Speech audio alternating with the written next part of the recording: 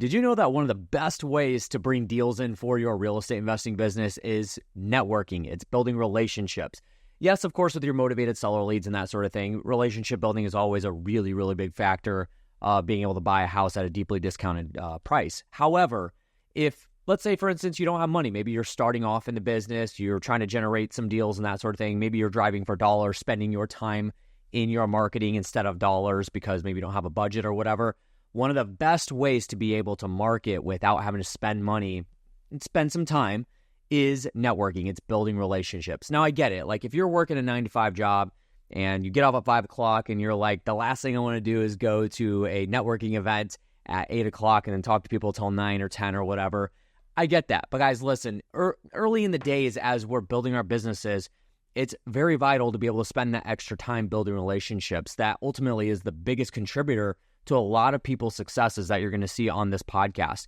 And Zach Beach talks about that. And of course, like I'm not even saying that if you have a good business now and you know, are generating leads and that sort of thing, don't network. Like the top dogs in this industry are networking constantly. They're constantly building relationships. They're constantly connecting with local realtors and brokerages. They're connecting with other wholesalers in their market, other real estate investors, and doing deals together. This is one of the key foundational pieces to a real estate investing business, whether you're wholesaling, flipping, buy and hold, you're doing commercial, land investing, whatever it is. This is a common theme that you're going to hear quite a bit on this podcast. So our guest, Zach Beach, who is one of the founders of Smart Real Estate Coach, is on the show today. We are actually going to be getting his partner, Chris Prefontaine, on the show in a couple weeks here as well. So you're going to be able to hear from both of them. But they are personal clients of mine, but they were actually friends before they were clients. And to me, they're excellent people. They have fantastic programs in the coaching world for real estate investors called the Smart Real Estate Coach. They have events and that sort of thing. And of course, they have a podcast. So make sure you go check that out. But today we're going to be talking quite a bit about stuff that you can do on a daily or weekly basis in your marketing to spend some of your time and not have to allocate any kind of a budget to your marketing dollars. We talk about driving for dollars. We talk about networking very heavily. They're really big on networking. They do a lot of joint venture deals and stuff like that.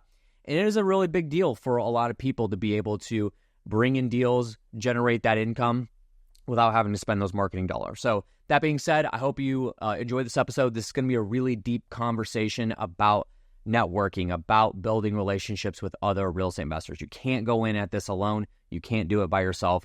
So build relationships. It's something that a lot of people don't want to do if you're introverted, that sort of thing, but this is going to be a really good episode for you. So make sure you take notes and enjoy this episode. What is going on, guys? Josh Culler here, back with the REI Marketing Weekly, and I've got a good one for you today. I have my good friend, Zach Beach, out of Rhode Island. I don't even know where in Rhode Island you're in. I'm actually in Mass now. You're in Mass now? Oh, my God. I mean, it's New England. I can drive from where I was to where I am now in about an hour and 15 minutes. So okay, yeah. Fine. So we're good. So you're up there in the Northeast, wicked smart. That's what you guys do. I don't know how good I like kind of delivered that tagline for you guys, but Zach, along with his business partner Chris Prefontaine, who we'll have on the show at some point soon, run a fantastic coaching program called the Smart Real Estate Coach. A lot of great content that they put out as well. So they have a podcast, they have a YouTube channel, socials, and stuff like that. But also make sure you do go check out smartrealestatecoach.com for checking out all their events and that sort of thing. They are a client of mine, and I love working with them. They're absolutely a joy to work with. But today we're going to be talking about some of the marketing that he has going on in their real estate business to get deals. Now, when we were kind of chopping this up before, Zach, you were talking to me like, I don't really have anything groundbreaking, anything like earth-shattering that's going to like change people's lives. And I think that a lot of times people don't need that kind of stuff. They just need like the message of stay consistent with what you're doing. Like it's worked for a while. Maybe we've had to make some adjustments, some changes, pivot a little bit depending on the market conditions, maybe our budget, stuff like that. But we're still rocking on what we're doing and what we have been doing for a long time. So in the last few years that you've been running, market, you talked about like doing the same things. Has there been anything that you've had to drastically change in your marketing that maybe kind of pivoted the way that you guys are budgeting stuff, the amount of leads you're getting, or the deals at the end of the day? Yeah, I appreciate that. Yes, this would be fun because I remember last time we did this, I think you created this awesome book. I hope everyone went and read that. I'm sure it's not outdated anymore. So just keep it rolling. Yeah. What's interesting is, so I came into real estate and then grew and scaled an acquisitions team where we were doing 4 to 10 deals a month via creative financing. Then we scaled everything back, drove and built up this big coaching program that sold off a ton of our real estate during COVID. Mm-hmm. And then I have the blessing to revamp and restart in a way our entire real estate business again, which has been pretty cool. So, which I think is perfect timing for this, because there's lots of things that I did in the past that I maybe don't do now. Again, nothing groundbreaking. I just put out a video on my social where I was talking about how I was able to acquire basically a $15,000 check. It was actually a $30,000 check that I split with another business partner of mine, because my wife actually drove home from the barn. She went to a horse barn, which she does quite frequently. And instead of taking the same road home, she drove a different way home, saw for sale by owner sign. We called on it. We walked her through the process, structured the deal, and, closed it probably a couple days ago. So she was driving for dollars without knowing she was driving for dollars. Exactly. So I put out a YouTube video. I was like, you want to make some extra, or Instagram video. I was like, do you want to make some extra money in your real estate business? Just choose a different way home. So it's sometimes it's so basic when it comes to acquiring some real estate deals, because it is just about just being consistent, which you were talking about earlier. So now every time I go to the store, I drive a different way home, because I want to see if I can find another property. Good. Because right now she's got the record with the 15K. So now we got to go ahead and try to break that. That's great.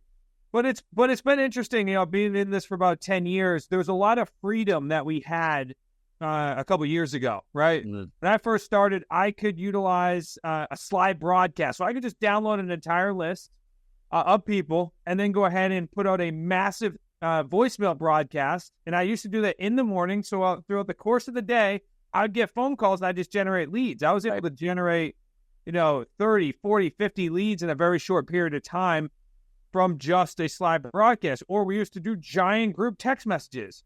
Now, I know some people are still utilizing some of those platforms, but, it's a bit dicey nowadays with the new TCPA Act. So revamping this business again, I took some of the things that I learned previous, and then I started implementing some new strategies. These new strategies aren't probably new when I talk to you about this, but I spend more time now on building relationships in networking than I did in the previous 7 years of buying real estate, because what I'm now focused on more now is getting to the people, the key influencers of people that have access to the deals versus trying to go, which I'm still doing direct to seller. Sure. But I'm spending more time with wholesalers, agents, private money lenders, mortgage lenders, networking groups, local and across the country, to look for the people that have the deals. So that way I can spend less time actually sourcing and more time converting. Yeah. Which has really been the biggest breakthrough. And again, it might be marketing, or it just might be smart. Yeah. I mean, I think that so normally when a real estate investor is trying to, do deals in any way, shape, or form, whether they're trying to buy and hold, flip, wholesale, it doesn't matter what it is, they will either tend to only do direct-to-seller marketing, or they only do what you talked about, like network marketing, so with other wholesalers, and because maybe they're the end buyer. But for somebody that let's take, for instance, it's a wholesaler, that's not the end buyer, do you still think it makes sense for them to build those relationships? Because maybe they focus on efforts of building a buyer's list, so that when they do get a deal sent their way, maybe that other wholesaler doesn't have a buyer, but you do, and then you can send it to that buyer. What's your thought process when it comes to that sort of thing? Yeah, no, I love this, because this is all about I always look at real estate as there's an ecosystem, right? We all play a role in the ecosystem of real estate investing, or just real estate in general, right? The realtor is going to play a certain role. The wholesaler is going to play a certain role. The creative financing investors like myself, the fix and flipper, we're all going to play a certain role. Interesting enough, that deal that I was talking about, a friend of mine is a wholesaler. So anytime I get a deal that doesn't fit inside my box, I send it to that particular person, we split the profits. Okay. So if I am a wholesaler, I'm looking for anybody that's not in their specific niche in their lane. And I want to have at least 1 to 3 people that are in those other boxes because those are going to directly generate deals. Yeah. Now that could be, the wholesale or even myself going directly to agents now. Back in the day, I used to train and say, don't talk to agents. There's no point. It's a waste of time. And it wasn't because I didn't like them. It was just because I knew that if I spent more time with a seller, I was going to close more deals. But now, what you're starting to see in the market in general, I can go on Zillow right now, put in keywords, type in seller financing, and I bet you I can find a handful of deals where agents are actively marketing now for seller financing. So now when that all comes together, I'm saying, okay, well, if there's a handful of agents that now really understand this enough where they are talking to their clients and saying, this is an opportunity, well, then I need to spend more time networking with them and educating the agents even further so that way they can send me better and better deals. So, that way they would lose less expired listings. Yeah. So you kind of went into what I was going to ask you about was when you're networking with these realtors or wholesalers, what is it that you're trying to nail down with them? Are you said train them, but are you actually trying to get them to be fully aware of your buy box? And then here's the type of deals I want. So send this to me, and then, whatever else you have, don't send my way. Or what's the type of conversations that you have with these types of people? Yeah, I think it's really important the language that you use when you're talking to anybody inside the ecosystem, because it could be really symbiotic or it could be very competitive. Yeah. So I always start out by telling anybody in any other real estate niche, because at the end of the day, we're all communicating with the same people. We just have a different message, right? So if a seller is interested in selling their house, they're going to get contacted by the agent. They're probably going to get contacted by the wholesaler. They're probably going to get contacted by me. Yeah. Now, each and every one of us has a different solution that we're going to provide to that particular seller. And then that's all needs to make a decision on which one of those solutions is best for them. So with that being with that as kind of the backdrop, when I talk with an agent or wholesaler, I say anything doesn't fit inside your box, whatever you do that is your moneymaker, stick to that. Don't send me those leads. But what I want is, if you communicate with somebody and for some reason you're going to throw away the lead or you don't have the solution, send them my way and now let me get an opportunity at it now. And if we're able to structure a deal, then at least you're going to get paid on this deal versus selling it down the line. Yeah. For example, I had a gentleman send me an email. I connected with him in a networking group. And he said, I'm doing mailings. He's a fix and flipper. I'm doing mailings. I came across this lady. And after a conversation with her, she has a mortgage. She's also behind $27,000. So there's not much equity in the deal. So I can't do this as a fix and flipper. So he said, is this a good subject to deal for you? I said, let me talk to you. This could be a really good opportunity for me. So now he's sending me that lead. He checked it, said, does it fit in my box? Great. Let me pass it to Zach and see if it fits in his box. So now it's just about creating that collaboration to say, look, you're closing maybe, let's say, 20% of all the leads you talk to. Okay, well, the other 80, kick them my way. And if I end up closing one, good, you get paid on it now. So now I can start to help somebody else generate, quote unquote, referral income on deals that they were going to throw away. And especially if you're talking about, say, the bigger wholesalers or consistently the wholesalers, in my understanding, now I've never had a wholesaling business, they spend a lot more money on marketing than I have ever spent when it comes to my financing business. So I know that they're always looking to recoup their money. And if you talk to a We Buy Ugly Houses, and I've spoke to quite a few of them, they may close 10% of the leads that come into their pipeline. And they're guaranteed that they have to spend a certain amount of budget according to the franchise. Now, I'm just giving one example here. So that person is trying to recoup their marketing budget. So if I can buy one deal from them and recoup their marketing budget, all of a sudden, everything else is gravy for them. And now they just keep running their business. So I just show them how I can latch onto their business and really create a symbiotic relationship. Yeah, for sure. And you're helping them out big time, because obviously if they're only closing 10%, and maybe the other 90% aren't highly qualified leads, but it's just that 10% is within their business model specifically. It's what are you doing with the other 90 people out of the 100 leads that you had come in? And like you said, they don't want to just waste those. It's typical for a wholesaler to like they have that many. Let's say they have 100 leads come in, 10% of them convert into an actual prospect, somebody that's like potentially going to sell them a deal. They're talking to them on the phone. They're actually serious about it. The other 90%, like, can't get a hold of. They say go away, that sort of thing. Yeah. Like, what are you doing with those other 90%? It's a typical wholesaler is not going to be doing anything with them. Yeah. They're just going to kind of let them go to the wayside because they don't have any sort of like extensive follow-up process for that. But then if you can create that box for them and say, like, I will take those leads if you have these, then that delivers ultra value to them. And so you're ultimately, like you said, not spending money on the marketing. They are. Yeah. So I'm basically paying for a deal to come into my pipeline. Yeah. At the end of the day. Yeah. I purchased a couple of properties recently, and they were directly off Facebook groups. So they were wholesalers or somebody that is trained to acquire a subject to deal, and we'll just use that as one of the deals. But they're not interested in actually buying it. They're just trying to assign it for a fee, right? And we see that a lot nowadays, which is amazing for me.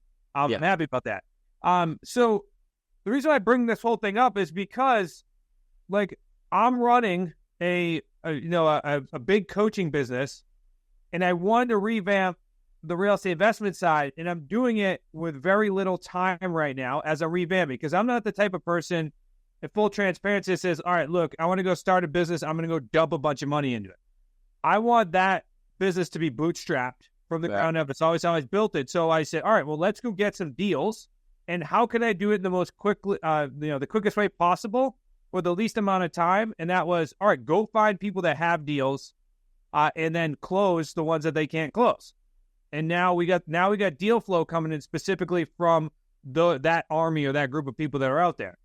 And then, of course, as that starts to grow, and I'm still doing it in just a small amounts of time, then I'm going to direct the seller as well. So now I start to build that out. So as soon as these deals that I acquired from networking, those will now fund the ability to start bringing in a sales team. And now I'm going to have the network built up and the sales team running. So, we'll start to see that, up and to the right curve here in the next probably 6 to 12 months. Interrupting this podcast episode to tell you guys that this podcast is managed and produced by Color Media Productions. Yes, shameless plug, that's my company. However, we do this for a lot of other people as well. Most people that we work with are in the real estate investing space. So if you're listening to this podcast specifically, you probably are a real estate investor, given it's called the REI Marketing Weekly. If you're somebody that either wants to start a podcast or you have one going and it's becoming a little bit of a hassle, you're looking to transition to somebody that works a little bit better with a fluid motion in terms of you get the recordings done and then they do everything else. Well, that's what we do. We do fully managed podcasts from start to finish, video, audio, show noting, the graphics, publishing, everything that goes into it. It's a full service business that we run here in a service for you as a real estate investor if you are running a podcast. Additionally, we also do social media and YouTube management as well. So all of that being on the organic side, if you are interested in learning more about working with us and just recording content with guidance and strategy set by myself personally, and then not doing anything else after that, where we're taking care of everything from start to finish, then make sure you go check us out at colormedia.com, CULLER media.com. Hit us up there and we can learn more about working together, hop on a phone call and see what we could do for you. Now back to the episode. Yeah, for sure. And obviously, like, the big thing about this is that you have diversity in your marketing tactics, because a lot of wholesalers within the last couple of years have really got caught with their pants down because they did heavy cold calling, heavy text blasting, and they didn't have anything else going on. That was just it. And then as soon as that started tightening up and there was regulations put around that, then now they really don't, because wholesaler, like, if you're a wholesaler, like, this is, it's literally just a sales and marketing business. That's all it is, because you're just bridging one piece of the puzzle to the other piece of the puzzle is really what you're doing. So I think that, like, with your methodology, the diversity of the marketing is highly valuable. And that's probably the biggest takeaway I would pull out of that. And it's obviously not trying, like, everything at once. Like, you've developed these things over the last 10 years and have, kind of plugged these things in one at a time and have perfected them, got them going, tweaked them along the way, that sort of thing. So, yeah. No, 100%. And that's like in our community, I mean, they're trained to do cold calling. Like that's like our baseline. Like we cold call on for sale by owners and expired listings. Like that's where we start everybody. Not everybody loves it, but that's the bootstrapping part that you talked about. That's the getting going.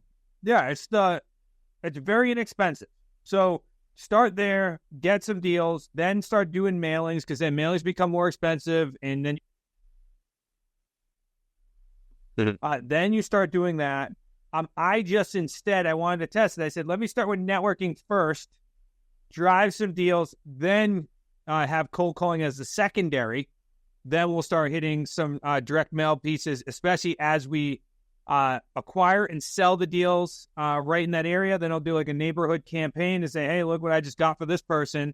And I'm sure I'll pull out another couple deals in that local area. Plus I have because I sell on rent to own, I have my buyer box now of all the people that went into that last property and they're looking for that area. Now we'd already have some potential buyers that can go like that on a property.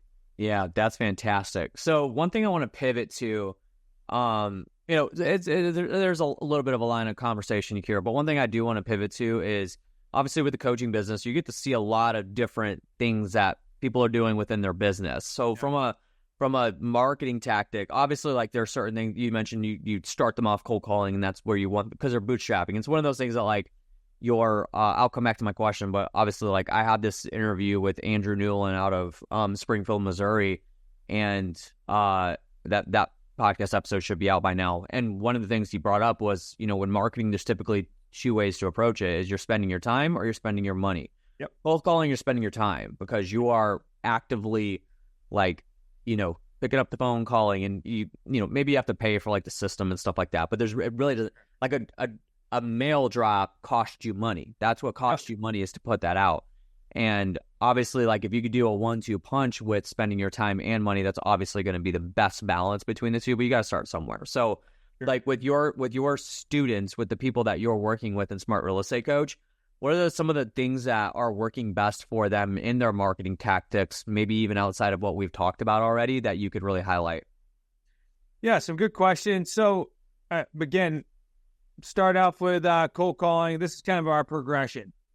Cold calling to expires and for sale by owners. Right now, I mean, we're getting a lot more of them, which is absolutely amazing because of the current market that we're in. So we're loving it right now. And then once they get to a certain deal amount, then we're getting very specific by doing direct mail campaigns. So again, nothing wild and crazy. We, of course, pair up with Damon Remy as well. He's the one that built out our entire back end with REI Black Book, which is, shout out to him. He's been absolutely amazing. So then we drive directly to those campaigns. And again, I like the neighborhood type campaigns where we specifically pick a location, especially ones that we've done deals in. And then we tend to progress after we do a bunch of single families. We'll also, for some of the people that want to get involved in landlord, we then start targeting, small multis in very specific areas as well. So like I was saying, nothing real groundbreaking when it comes to these things. It's pretty simple when it comes to our business model. It's just, at the end of the day, it's about being consistent day in and day out. Now, we also love virtual assistants. So that's what always works well for us, because eventually we want to elevate the student from highly paid virtual assistant to eventually real estate investor, right? So because at the beginning of the business, if you're the one that's generating the leads, conversions, doing appointments, then setting out offers, like you're doing everything. You're basically a highly paid virtual assistant. So as you develop the leads consistently, then it's really about plugging in virtual assistants in order to constantly drive leads for you, because then it's going to be a combination of inbound, outbound, because we'll have cold calling out and we'll have direct mail in. So you got inbound and outbound there consistently. We've tried a lot of the tactics when it comes to television and radio ads. We didn't see the success that we wanted to. Now, it doesn't mean that it's not successful. We probably quit earlier than we should have, just because we knew we could go back to the basics and what really worked and what we could constantly drive day in and day out. And then I would say once you have that fully running and you add on that networking component, I mean, I'm being repetitive here, but that's the business for us. I mean, it's not complicated. Yeah, for sure. How long, and this is probably an extremely subjective question, but your ideal student, how long does it take them to go from like so the cold calling, the first thing that you had them doing, to what you just talked about? Like, you try to get them to do that in a year, or is it all based on like their goals? Like, how do you kind of frame that with them? Yeah, good question. So yeah, first and foremost, we need to determine what's their goal, and then because it's a predictable model, we know exactly how many leads they're going to need to get on an appointment, how many appointments they're going to need to then close a deal. Yeah. So it's definitely up to them. But like you mentioned earlier, and this is a conversation I always have, it's like, do you have time or do you have money? So based upon that, we'll then structure their marketing campaigns. So it's like, okay, well, if you have time, then let's hit the ground running, and you learn the scripts, which you always should anyways. So it's kind of a twofold. Like, yeah, although it's bootstrapping, but it's also extremely important, especially in the creative financing space. Like, you have to be able to understand, communicate, control, and then convert the conversation. It's not, and I don't want to oversimplify wholesaling, because I know that it's tough business as well. But there are some very specific strategies when it comes to creative financing. Like, there's moving parts on each and every deal. They're all custom. So they need to really be able to understand and create that. But so once they dive in, and once they start making a certain amount of calls, then once we start generating enough leads, then I tell them to bring in their virtual assistants as soon as possible, especially if they have some goals that are ambitious, because we get to drastically increase the amount of leads that are coming in. And then if they have the capital, we'll get some direct mail campaigns rolling as soon as possible as well.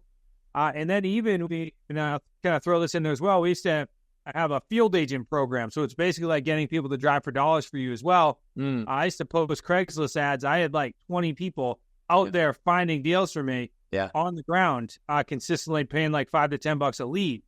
So once they kind of have those three in place, the Cannon should be, fully operational. And, that could be anywhere from the first 90 days, which we've had somebody do and start getting deals, all the way to a year, again, depending on their time and their income.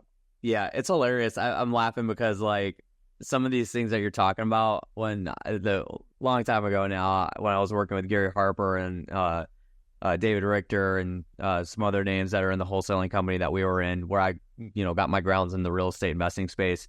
One of the things that we did was we hired, anybody that wanted to spend an extra, we would frame it like, you want to make an extra, some extra cash with 2 or 3 hours a week of your time. And we'd have them go drive for dollars. We would put a big sticker on the back of their car and that sort of thing and generate leads that way. And that worked really well. So it's like just simple, fundamentally sound things that you can do in marketing sometimes are the best. And if you do that consistently, they could be timeless. Like it could be something you do all the time and you never really stop doing. It's just consistency at that point. So I couldn't agree with you more. I mean, there's a lot of the strategies I've been doing since, for 10 years now. And you could say that we've probably gone through like 3 different markets in 10 years. Yeah. And I'm still doing some of the exact same strategies. Now, as I grow and scale this business, I think it's likely I'm going to add in Facebook ads. I think it's likely that, we'll be, putting stickers on the back of my truck. Like, I would probably do it all. Like, I'll do everything in order to get the deal done at the end of the day.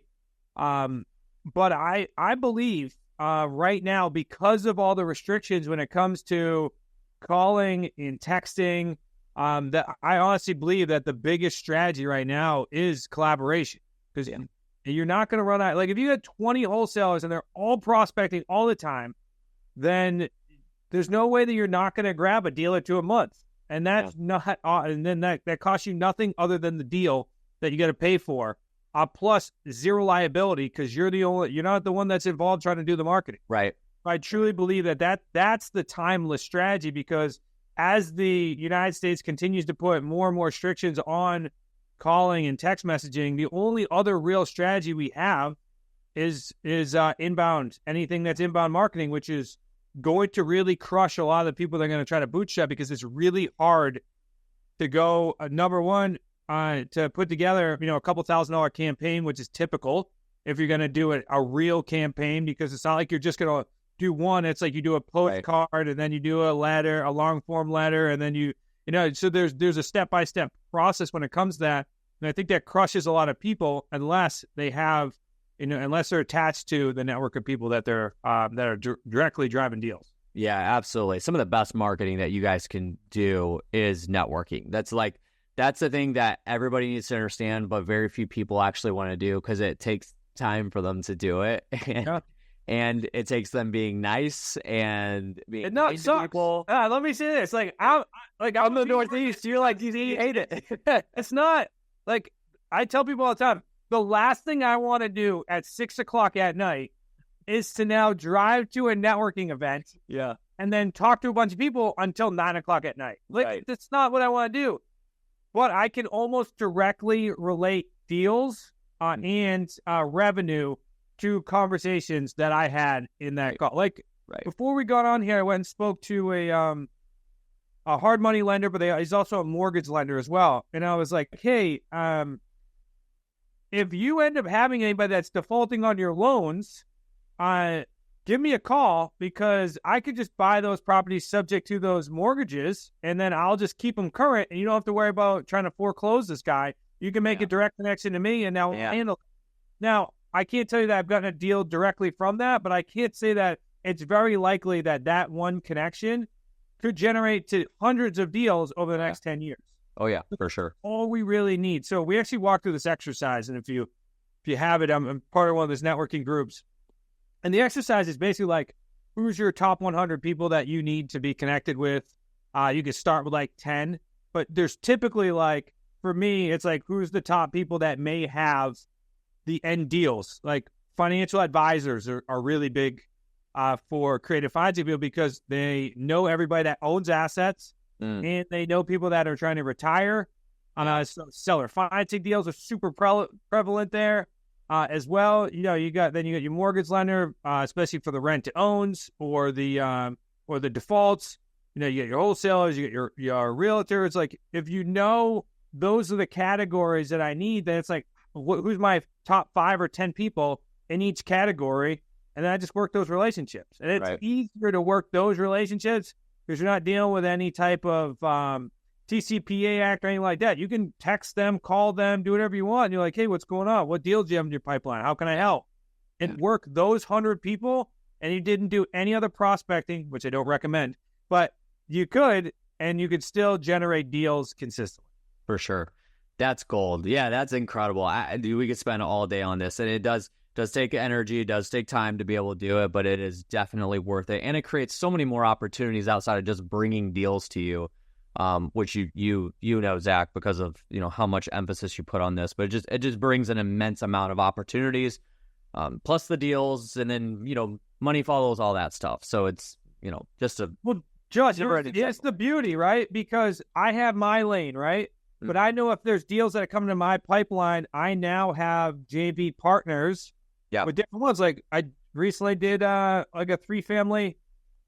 Rehab and flip. We're almost done with it. It's going to go on the market here soon, or we might rehab it or refi to keep it. I'm not a multifamily guy in the rehab space. So what did I do? The lead came to me. I partnered up with these guys. We said, okay, let's work the deal, and then let's split the equity. So I got a deal came in. Wouldn't have been one I would have kept. Create a strategy. Now I got JV partnership. Wholesale deal came in, right? I have a person. I don't want to learn wholesaling. I said, all right, let's do this deal together. Put that together, boom, now I have 3 streams of income coming in from real estate. So that's the beauty of that, because now you become a person that's in the ecosystem, and now deals are flowing through you, and now you're going to get a piece of all those deals. Yeah, absolutely. Dude, that's huge. My head's spinning with all this too, because that's what I keep saying is there's so many more opportunities that this can create that's just not just related to I want to get deals because I'm building this relationship because I want to get deals. There's so much more that opens up to that, and you laying that out that way is highly valuable. So Zach, we're out of time, man, and I'm wanting to go more, so we're gonna have to get you on another episode for sure down the road. But I appreciate everything that you've presented us with, a lot of things to think about that is kind of outside the norm, and I think You mentioned not groundbreaking, but that stuff is groundbreaking because of how powerful and how deep it drives into your business, just from a developing relationship standpoint. It can impact your business immensely. Just the ability to build the right relationships with people will normally either make or break your business as a whole, not just the marketing side of things, which is the emphasis of this podcast. But obviously, you build the right relationships, money's going to come, and ultimately that's the way you market. So, Zach, I appreciate your time, man. Thank you so much. Is the best place to get a hold of you guys if the listeners want to learn more about Smart Real Estate Coach? Is it just smartrealestatecoach.com you want to send people to? Is there anything else you want to kind of add to that? Yeah, I would say, especially if you want to dive into creative financing, you can, as we were talking offline, you can go to our YouTube channel, smartrealestatecoach.com/YouTube. We have hundreds of deals on there as well. Or if you want to follow us on any of the social platforms, at Smart Real Estate Coach, or if you want to follow me personally, it's at Zachary Beach Official. Yeah, absolutely. Guys, we're going to have all that linked down in the description below, so you can check that out along with any other links and resources that we mentioned in the show. Zach, thank you for your time, man. We look forward to having you back again soon. Thanks, man. All right, guys, that's going to do it for today's episode. Thank you so much for joining in and listening. If you haven't already, make sure you have subscribed to the show. If you're listening on Apple Podcasts or Spotify, do me a huge favor. This does help immensely. Is if you got value out of this episode, go leave a review. Let us know your thoughts, because that just makes the show better for your experience. And then also, of course, like I mentioned, check out all the links down in the description below for the abilities to connect with Zach and everything that they have going on over there at the Smart Real Estate Coach. But thank you so much for listening and joining in today. We will catch you guys on the next one. See ya.